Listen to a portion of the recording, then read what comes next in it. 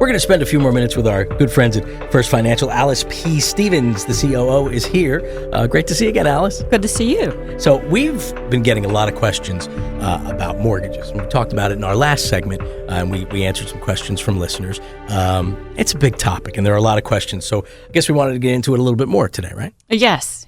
We had a couple more questions sent in, and they centered mainly around refinancing. How do I go about refinancing, and what are the closing costs associated with refinancing? And I just want to touch on a couple of points about refinancing today. Rates are awesome right now. We've been talking for the last couple of years about rates being at 40-year lows. Well, these are like as low as they've ever been in anybody's memory. And maybe even going to go a little lower. So if you haven't refinanced in the last few years, or if you didn't get a great rate because of any kind of credit problems or anything like that, this is a great time to consider refinancing. The only tough thing about refinancing in today's market is that houses have depreciated, and sometimes the value of your home does not support a mortgage that you got before the values went down. So that can be a little tricky. But the nice thing is that you can look into it without really incurring any serious costs.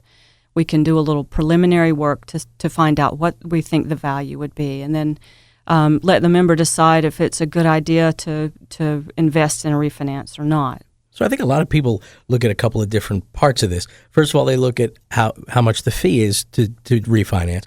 They look at how much the value of the house is, and they look at how much they're going to save. I guess is there some simple formula kind of to put it all together? Well, it's not. It is simple, but you have to know the definite situation that the particular member is in. It's not a one-size-fits-all kind of calculation.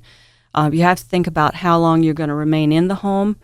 And, if you're going to be thinking about upgrading the home or transferring to another location or retiring and moving away, anything like that, you've got to think about how much am I saving, and how long does it take me to recuperate my closing costs, and then really still have some time to save some money on the other side. And that's a calculation that we can do with a member. It's pretty cut and dried. And then we can also suggest that maybe rather than refinancing, if they have a cash flow situation that supports it, they could actually just pay a few dollars extra each month or one extra payment per year that would accomplish the same thing as a lower interest rate would without the cost of refinancing. So there are a lot of different options that the member could make use of. And they just need to be educated in the process to make sure they make the right choice. It's so nice to have people you know and trust that can help you with these questions that can seem complicated and can seem a little intimidating. For instance, I know a lot of people right now, and you mentioned it earlier in our conversation, you're saying how low the interest rates are and that they may go lower. You're finding a lot of people not sure when to make the move if they're interested. Well, I would say that there is some question, when is it going to be the lowest it'll ever be? But I think that you really have to make a decision based on a lot more factors than just rate. And I know that for the last couple of years, the cocktail party conversation has always been how low is your mortgage rate? My lowest is this. And so it's kind of a badge of honor these days of how low your rate is. But really, in terms of crunching the numbers and looking at, unless you've got a several $1 million mortgage, which most of us don't have, right.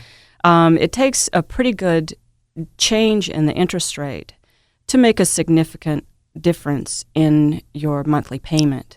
So people kind of get more into the interest rate discussion than is always warranted in terms of what it really will save you on a month-to-month basis. We're talking with Alice P. Stevens, COO at First Financial. People will have questions, of course, if they want to learn more, if they want to work this through with you. How do they go about getting in touch? Well, a couple of ways. They can always send us questions through our website at firstfirstffcu.com. And they can also call us at 866-750-0100 and choose option 2 to speak to a loan specialist. Thank you very much, Alice, as always. Thank you. See you soon. Okay.